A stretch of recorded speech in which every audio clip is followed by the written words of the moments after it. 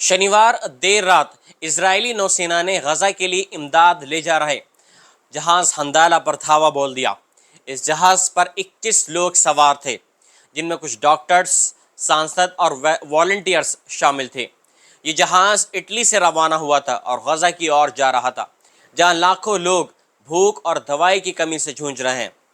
Live stream में दिखाई दिया कि इजरायली सैनिक जहाज पर चढ़े और सभी एक्टिविस्ट को हाथ उठाने के लिए कहा, लेकिन कुछ पल के बाद में यूट्यूब लाइव स्ट्रीम में देखा गया है कि इजरायली सैनिक जहाज पर चढ़े और सभी एक्टिविस्ट को हाथ उठाने के लिए कहा, लेकिन कुछ ही पल के बाद में लाइव स्ट्रीम बंद हो गई और जहाज के यात्रियों का क्या हुआ, ये अब तक तस्दीक नहीं हो पाया है। वहीं इजरायली विदेश मंत्रालय ने दावा किया है कि उन्होंने जहाज का नियंत्रण अपने हाथों में ले लिया था और सभी यात्री अब सुरक्षित है। टाइम्स ऑफ इजराइल के अनुसार इस जहाज को अशदूद बंदरगाह ले जाया जा रहा है इजराइल के अंदर, और उसके बाद सभी एक्टिविस्ट को देश से बाहर निकाल दिया जाएगा।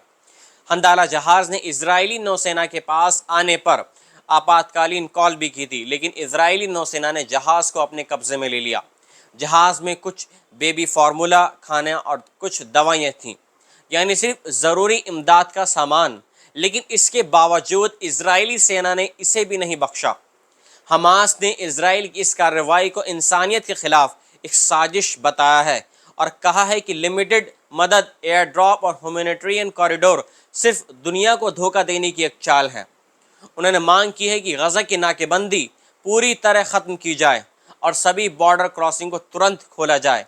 गजा मीडिया ऑफिस ने इस घटना को साफ साफ एक समुद्री डकैती कहा है और अंतर्राष्ट्रीय समुदाय से अपील की है कि गजा के लिए भेजी जा रही इमदाद को गजा के लोगों के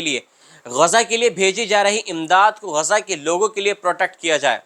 दोस्तों, ये वही इजराइल है जिस पर पहले ही इंटरनेशनल क्रिमिनल कोर्ट ने प्रधानमंत्री नेतन्याहू और पूर्व रक्षा मंत्री के खिलाफ युद्ध अपराधों का वारंट जारी कर दिया है, और अब हंदाला पर हमला कर इस बात का सबूत है कि इजराइल हर उस कोशिश को कुचल देना चाहता है जो गजा के लोगों को राहत देने के लिए की जा रही है। क्या इमदाद पहुंचाना भी अब अपराध बन गया है? क्या भूखे को खाना और बीमारों को दवाई देना भी अब युद्ध का हिस्सा बन गया है?